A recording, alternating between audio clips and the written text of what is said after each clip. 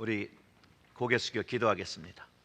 하나님, 이 시간 하나님의 말씀을 듣기를 소원합니다.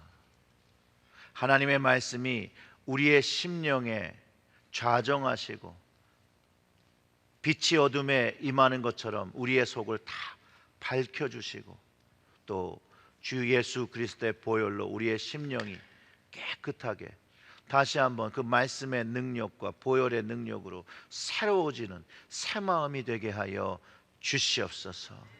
말씀을 받을 때 아멘으로 받게 하시고 주님 앞에 서는 그날까지 주님 주신 말씀을 잘 순종하며 지켜 우리에게 생명이 되어지는 놀라운 은혜를 누리게 하여 주시옵소서.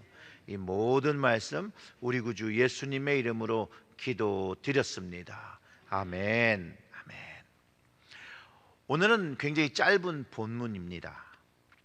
근데 오늘 본문 속에 우리가 생각해야 될, 중요하게 생각해야 될 내용이 담겨 있습니다. 그 중에 저의 마음을 사로잡은 부분이 오늘 말씀에 제목된 항상 기도하며 깨어 있으라는 말입니다. 우리 모두가 당연히 기도해야 되는 걸 다 알고 있지요. 기도가 또 항상 해야 되는 것도 알고 있습니다. 그런데 항상 기도하지 못한다는 현실을 또 우리는 마주하며 살고 있습니다. 기도하지 못하는 이유가 여러 가지 이유들이 있지요. 대부분들은 바빠서 또는 애들을 돌봐야 하고 또 일을 해야 되고 또 육신이 약하고 이번 일이 잘 끝나고 나면 그 다음부터 잘 해보겠다라는 그런 각자의 이유들을 가지고 있습니다. 그런데 여러분, 빌 하이블스라는 목사님이 쓴 책 중에 이런 책이 있어요. 너무 바빠서 기도합니다. 이 책에서요, 우리의 기도가 응답되지 않는 한 가지 이유가 있다라는 거예요. 그 한 가지 이유가 뭐냐면 기도하지 않았기 때문에 응답이 없다라는 거고, 기도란 기적이 우리의 삶에서 경험되려면 적어도 한 가지 행동을 해야 되는데 그것이 기도라고 말하고 있다라는 거예요. 그러니까 무슨 얘기를 하는 거예요? 기도는 꼭 해야 되는 것이라고 가르쳐주고 있다라는 거예요.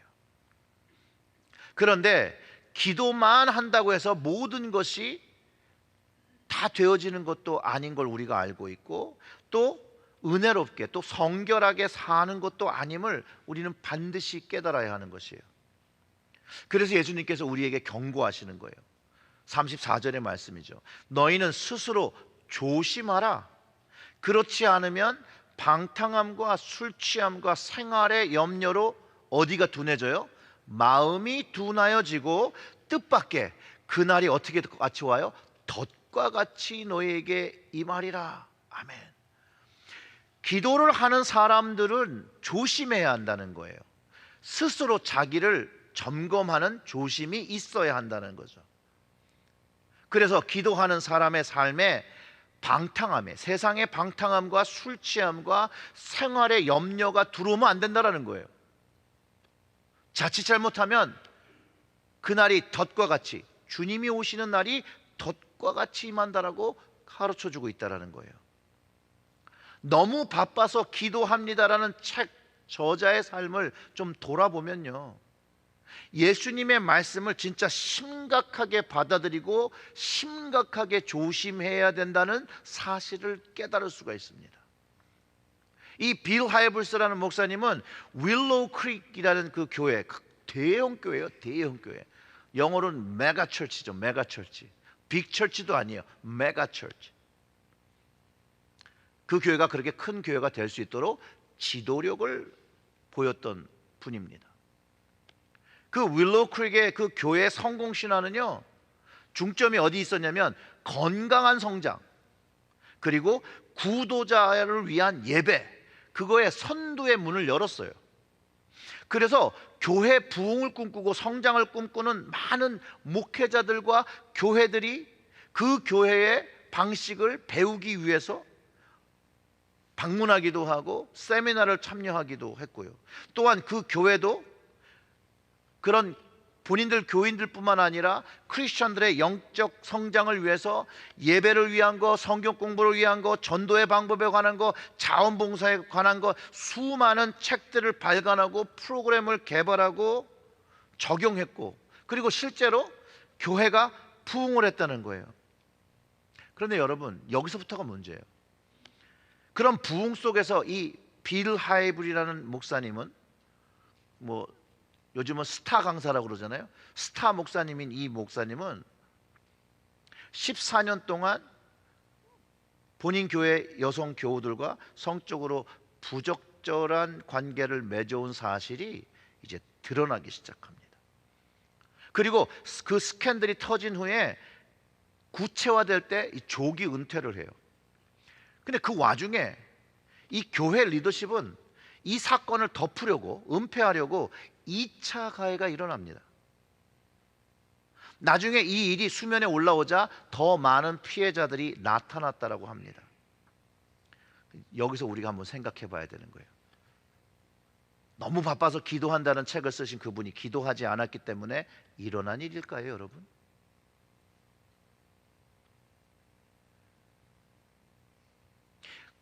그러면 그분이 기도하지 않고 다른 사람들에게 기도해야 된다라고 했을까요, 여러분?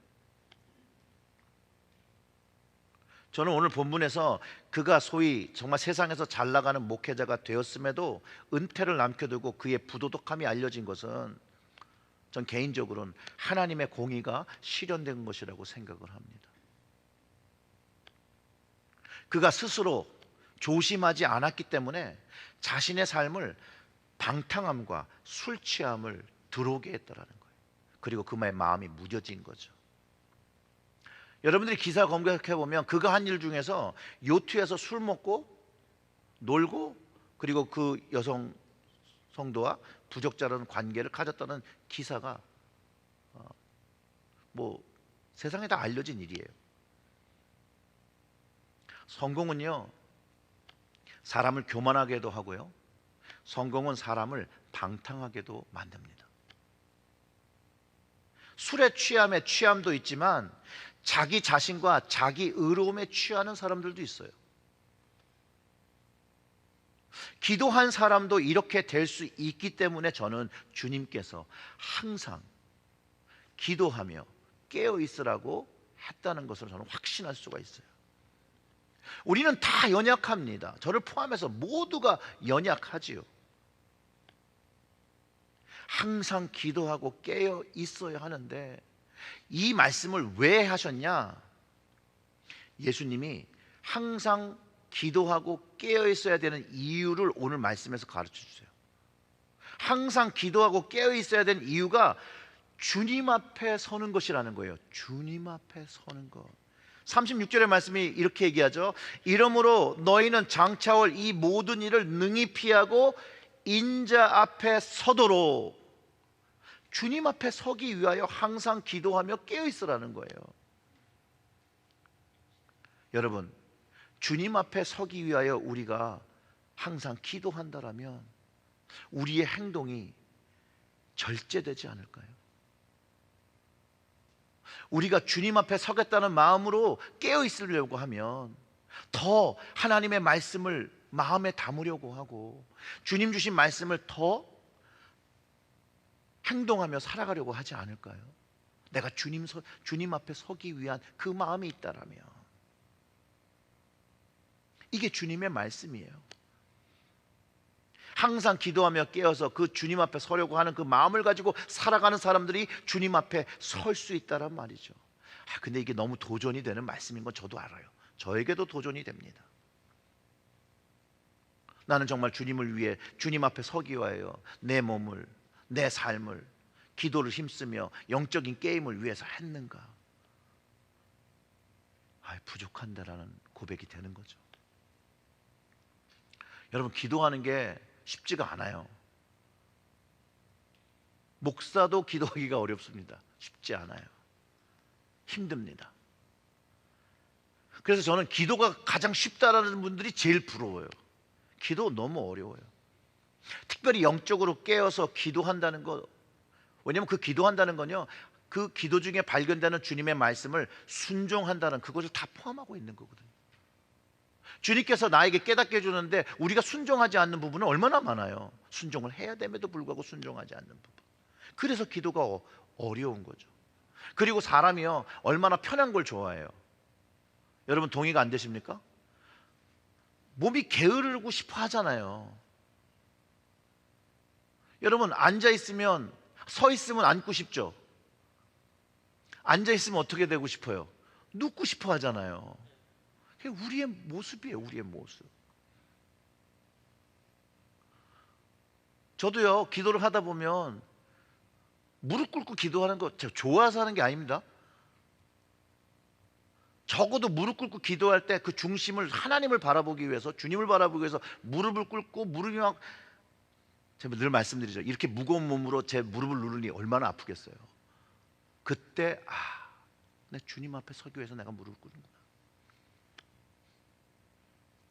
근데 여러분, 이 기도가요, 실제적인 현실적 기도는 어떤 모습이냐면요, 영적 전쟁입니다. 이 기도가 영적 전쟁이에요.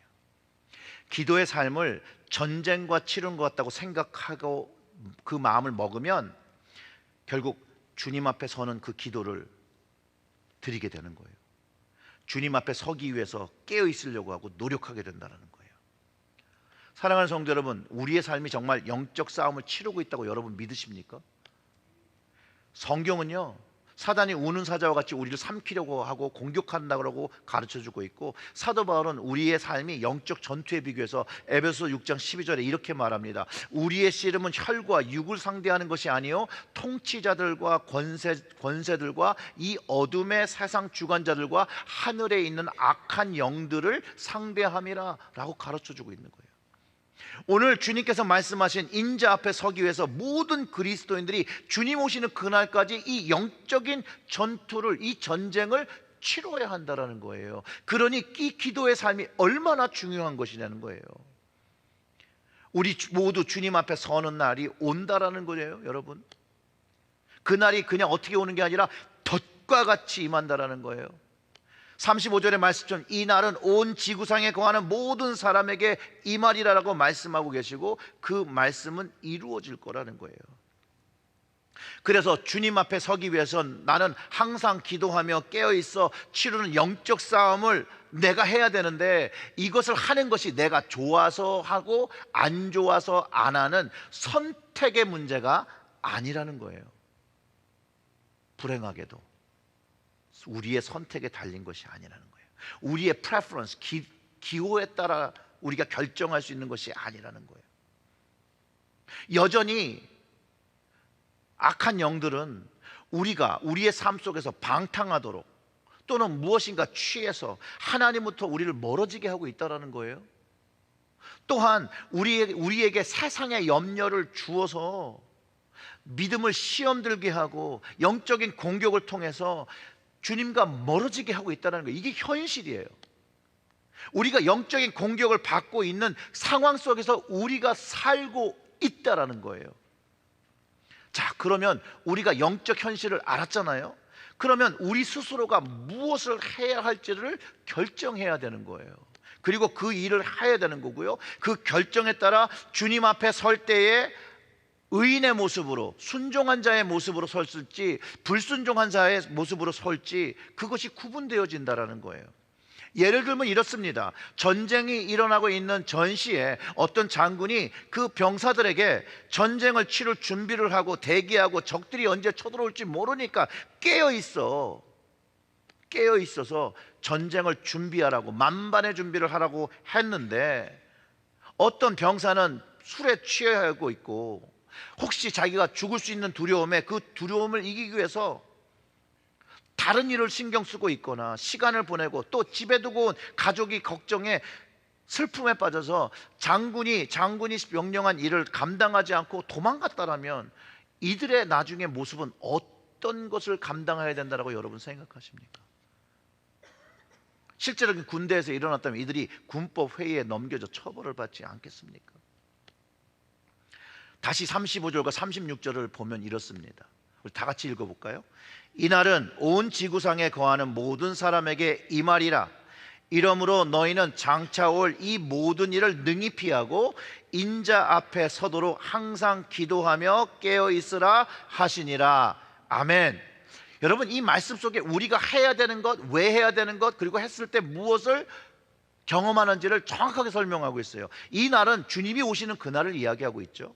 그리고 이 날은 이 지구상에 거하는 모든 사람에게 임하게 된다라는 거예요. 이건 주님의 말씀이기 때문에 이루어질 거예요.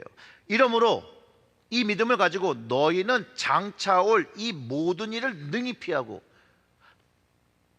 주님께서 하시는 말씀을 순종하면 이 일, 술 취하고 방탕하고 세상의 염려를 피할 수 있다는 거예요. 또한 이것은 주님 오시기 전에 일어날 그 대환란과 시험, 이 모든 것들을 피할 수 있는 그 일이 있고, 그래서 인자 앞에 설 수 있게 되는데, 그것을 위해 뭘 하냐고 예수님께서 말씀하셨냐면 항상 기도하고 깨어 있으라는 거예요. 이게 얼마나 중요한 말씀인지 우리는 알아야 합니다. 주님 오시는 그날을 생각하며 주님께서 하신 말씀을 가벼이 여기서는 안 된다라는 거예요. 생각해 보세요, 여러분. 기도 없이 영적 깨어있음이 있을 수 있습니까? 없죠. 기도 없이 주님이 공급하시는 은혜와 지혜와 성령의 충만을 공급할 수 있습니까? 공급받을 수 있습니까? 없죠. 지금 주님이 우리와 함께 육체로 계시진 않지만 성령님을 통해서 우리와 함께 기도로 만나고 교제하는 것이 분명히 우리에게 경험되거든요. 그래서 기도를 해야 되는 거잖아요. 이런 기도의 교제를, 주님과의 이 대화를 하는 이들에게 주님이 역사하시는 게 너무나도 당연한 일이라는 거예요. 기도하며 깨어있기 위하여 주님의 뜻을 구하고 그 뜻에 순종하고 세상을 분별하고 주님의 사람으로 살아가는 사람들이 결국은 세상의 염려와 술 취함과 방탕함과 그 모든 일들을 이기게 된다는 것이죠. 그리고 주님 앞에 설 수 있다는 그 말을 하고 있는 거예요. 우리의 삶에서 영적 유혹과 시험이 있습니다. 근데 그것을 이길 수 있는 방법이 항상 기도하는 거예요. 그리고 깨어 있는 거예요. 사랑하는 성도 여러분, 우리는 주님 앞에 설 수 있는 모습을 가진 기도하는 사람입니까? 영적으로 깨어 있는 사람입니까? 라는 질문을 오늘 우리 스스로에게 모두 해보아야 한다는 거예요. 로마서 12장 2절의 말씀이 이렇습니다. 너희는 이 세대를 본받지 말고 오직 마음으로 새롭게 함으로 변화를 받아 하나님의 선하시고 기뻐하시고 온전하신 뜻이 무엇인지 분별하도록 하라 라고 하셨는데, 이 말씀 주님의 때를 분별하는 거잖아요. 그런데 이 때를 분별할 때 마음을 새롭게 해야 된다는 거예요. 이 마음을 새롭게 하는 게 기도를 통해서 일어난다는 거예요.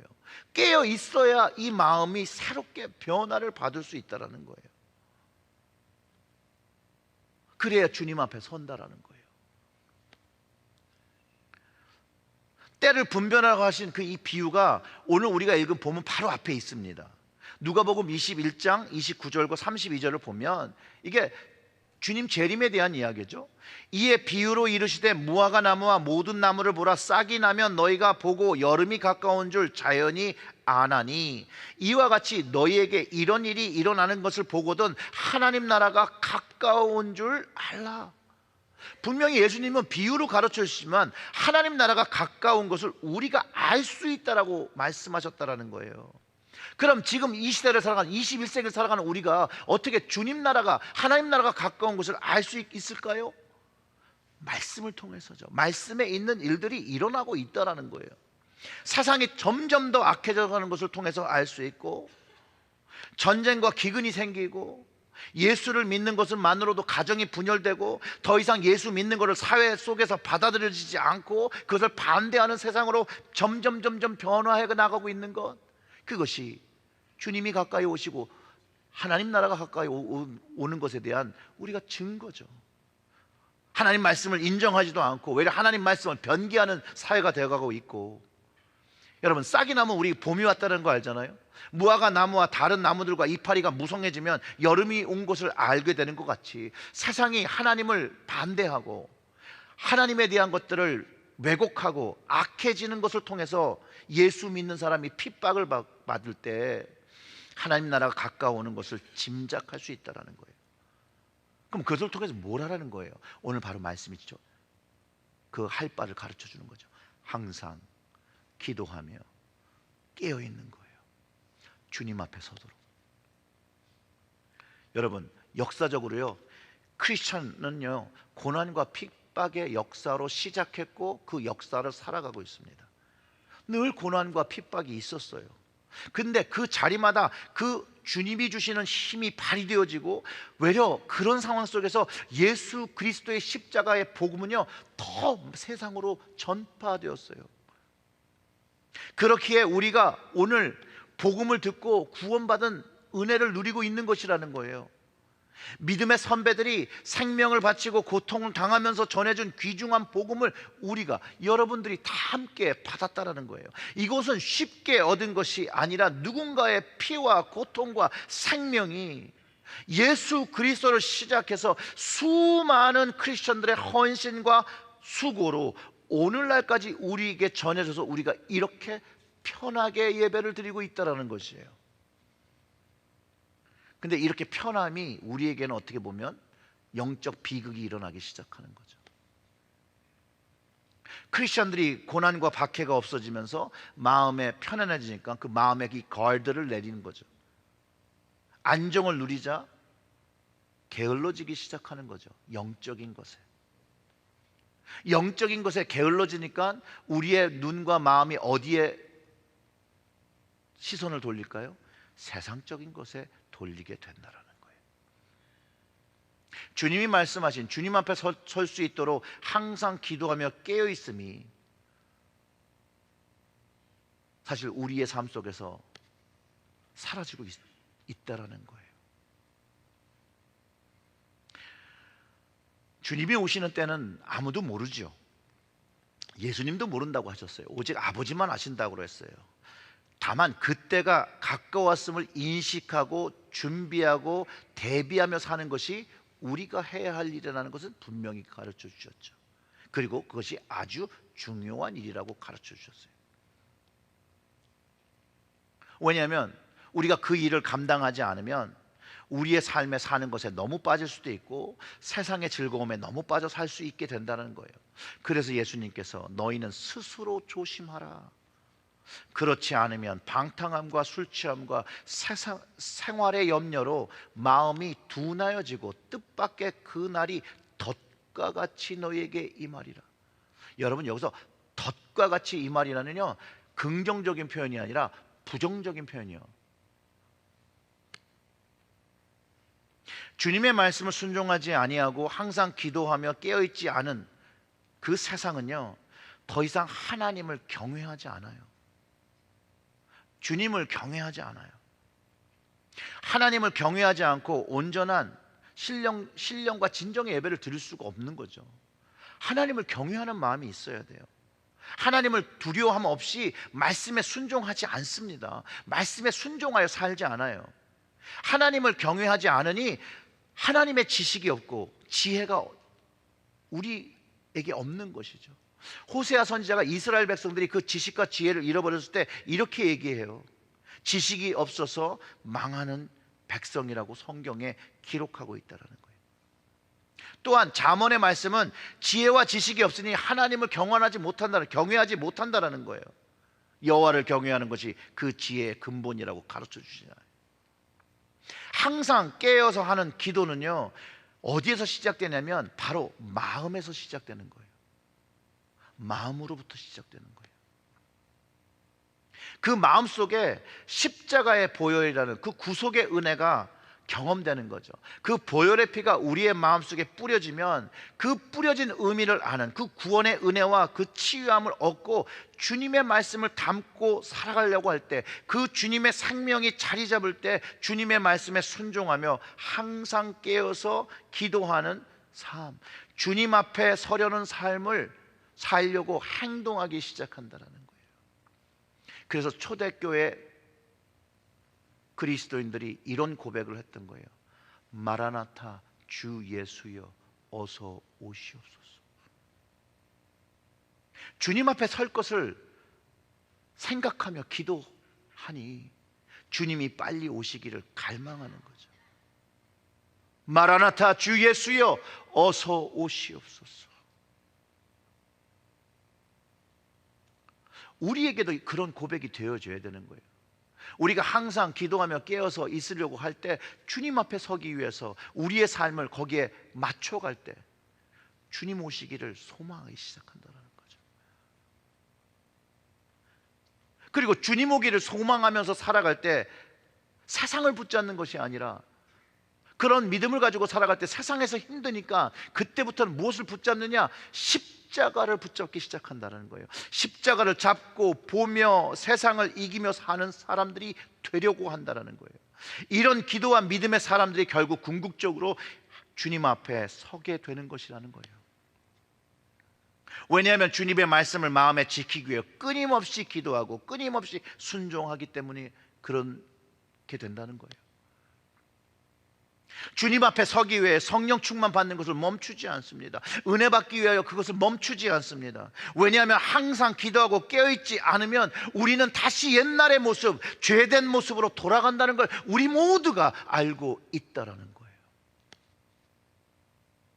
십자가를 경험하며 나는 죽고 내 안에 사시는 예수 그리스도를 만나고 그분을 따라가기 시작합니다.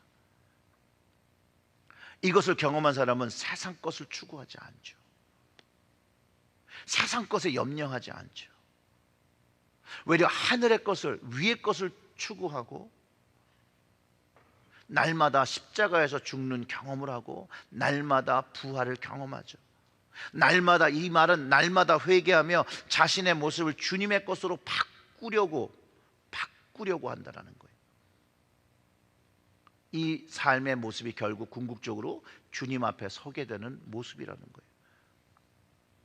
주님 앞에 서기 위해 더 영적인 것을 사모하고 영적으로 깨어있을 것을 소망하니 말씀을 공부하게 되고 말씀을 묵상하게 되고 말씀에서 주시는 말씀을 나에게 주시는 말씀으로 받고 세상에 나가 그것을 순종하며 실행하기 시작한다는 것이죠. 주님께서 우리 모두에게 항상 기도하고 깨어있어서 주님 앞에 서라고 말씀하셨어요. 복음이 세상에 다 전파되어 주님이 다시 오시는 그날, 우리는 그날에 우리의 눈으로 주님만 보는 게 아니라 주님을 보며 만지게 될 것이라는 거예요. 주님은 우리의 모든 것을 기억하시고 우리를 맞이해 주실 거예요. 그날을 생각하십시오. 사랑하는 성도 여러분, 주님 앞에 여러분들은 어떤 모습으로 설 수 있겠습니까? 우리는 지금부터 주님 앞에 서도록 끊임없이 거듭남을 경험해야죠. 영적인 게임이 있어야 되고 은혜의 충만을 받아야 되고 성령의 충만을 받아야 됩니다. 지금이요. 그래야 마음이 거듭나고 영이 거듭나고 우리의 몸이 거듭나는 것이죠. 삶도 거듭나야 되는 것이죠. 어떻게 해야 될까요? 주님을 우리 마음에 온전하게 받아들이기 위해서 우리 마음속에 있는 모든 것을 먼저 비워내야겠죠. 주님의 것을 채우기 위해서. 천국을요 감추인 보화와 진주라고 예수님께서 가르쳐 주신 적이 있는데, 결국 그 내용은 뭐예요? 그 보화와 가치를 알면 자신이 가지고 있는 모든 것을 팔아서라서 좋은 것을 몽땅 팔아서 그것을 소유하는 것이라고 주님께서 가르쳐 주셨잖아요. 우리 마음에 붙잡고 있는 것을 다 내어놓고 주님을 담는 것이에요. 그리고 하나님과 세상 중에 그 어떤 것을 선택해야 된다는 그 순간을 깨달을 때는 이미 늦어버릴 수 있는 순간이 되었다라고 성경이 가르쳐 주는 거예요. 왜냐하면 뜻밖의 그날이 덫과 같이 너에게 임할 수 있다라고 주님께서 가르쳐 주신 것이죠. 그래서 미래에 결정할 내용이 아닙니다. 내일 결정할 내용이 아닙니다. 바로 오늘, 지금 결정하고 결단할 때 변화가 경험된다라는 거예요. 여러분, 과거는 이미 지나간 거예요. 미래는 아직 오지 않은 거예요. 그런데 오늘 내가 결단함으로, 오늘 내가 회개함으로 미래가 바뀌는 거예요. 과거는 바꿀 수 없겠죠. 하지만 오늘 내가 이 자리에서 하나님의 임재를 경험하며 결단할 때 내일이 바뀌고 내일의 내일이 바뀐다는 거예요. 오늘 지금 이 순간 선택과 결단이 주님 앞에 설 수 있는 모습이 되겠다라고 하지 않으면 미래도 그렇게 되지 않아요.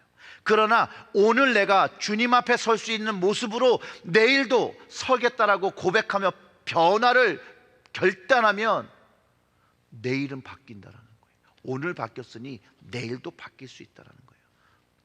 그럴 때 우리의 마음이 기도하게 되는 거고, 깨어 있으려고 하고, 하나님을 붙잡으려고 하고, 세상을 뒤로하고 구원의 길이신 그 주님을 따라 걸어가기 시작한다는 거예요.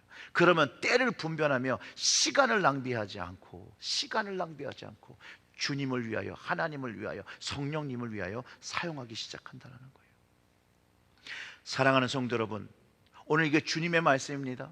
항상 깨어서 기도하며 하나님의 선한 것, 그 기도의 능력을 붙잡아 주님 앞에 우리 모두가, 나만 쓰면 안 돼요.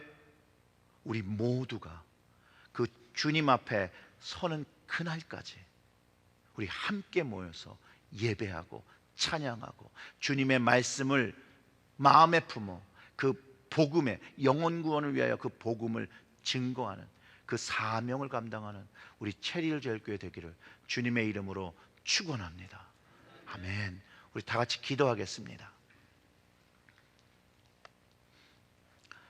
말씀을 이제 종료하며 같이 기도하길 원하는데요. 한국에서 좀 안타까운 일이 일어났다는 소식을 들었어요. 제가 일부에 기도하려고 그랬는데 잊어버려서 거긴 못했는데 우리 같이 좀 먼저 저는 맨 처음에 소식을 들어 150명이 다쳤다는 소리인 줄 알았어요. 근데 153명이 사망을 했대요. 지금까지의 집계 결과는. 할로윈에 그 파티를 하기 위해서 어떤 골목을 올라가는 이런 데 있었는데 이 위에 있는 분들이 넘어지면서 도미노 현상이 돼서 이 아래에 사람들이 깔렸다는 거예요.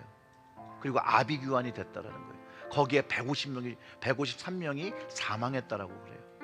여러분, 그 153명의 가족들, 그 가족들을 위하면서 좀 기도해 주세요. 하나님, 이들이 이런 상황을 잘 이길 수 있도록 하나님의 은혜가, 하나님의 위로가 임하게 해달라고 우리 다 같이 합심 기도하고 제가 마무리 기도하겠습니다. 우리 다 같이 기도하겠습니다. 하나님 아버지 어떻게 이런 일이 일어납니다. 어떻게 그 한 골목에 있던 사람들이 하나님 넘어져서 어떻게 150명이 이렇게 죽을 수 있는 건지 하나님 정말로 이해되지 않습니다. 그러나 그 150명의 그 가족, 그 부모, 그 형제, 친척, 하나님 그들의 마음을 하나님 위로하여 주시옵소서. 하나님 그들이 이 소식을 듣고 얼마나 절망하며 얼마나 마음 아프며 얼마나 하나님 통곡하며 그 마음의 억장이 무너지겠습니까? 하나님 오늘 지금 그들을 찾아가 주셔서 하나님 그 마음을 새롭게 하여 주시옵소서. 그들의 마음에게 살아갈 소망을 허락하여 주시옵소서. 주님 그들에게 살아갈 소망을, 하나님 이 땅에서 살아갈 수 있는 소망을 하나님 예수 그리스도의 복음의 능력이 하나님 그들의 마음속에 새겨질 수 있도록 하나님의 하늘의 위로를 허락하여 주시옵소서. 하나님 그 무너진 그 마음을 하나님 치유로, 하나님의 치유로 하나님 만져 주시옵소서. 만져 주시옵소서.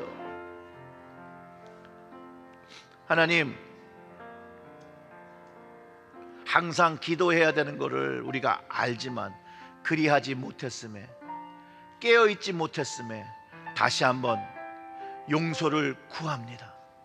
이제 이것을 주님의 말씀으로 받고 이제 항상 기도하며 깨어있기를 헌신합니다. 주님 연약하오니 그 순간순간을 깨닫게 하시고 십자가를 볼 때마다, 주님의 말씀을 볼 때마다 항상 기도하며 깨어있으라는 이 주님의 말씀이 우리의 심령에 각인되게 하여 주시옵고 그 각인된 말씀으로 우리의 삶의 모습을 복종시켜 주님을 바라보고 주님 다시 오시는 그날 그 인자 앞에 설 수 있는 저희 모두가 될 수 있도록 주여 성령의 은혜와 충만을 각 결단하는 마음마다 허락하여 주시옵소서. 또한 그 가정에서 늘 이 기도가 끊어지지 않게 하시고 그 기도로 인하여 하나님이 함께 동행하시고 하나님께서 그 생명을 책임지켜 주시는 그 일들을 감당할 수 있도록 주여 저희들에게 기도의 능력과 말씀의 능력으로 거룩한 자녀로 살아가게 하여 주시옵소서. 예수님의 이름으로 기도드렸습니다. 아멘.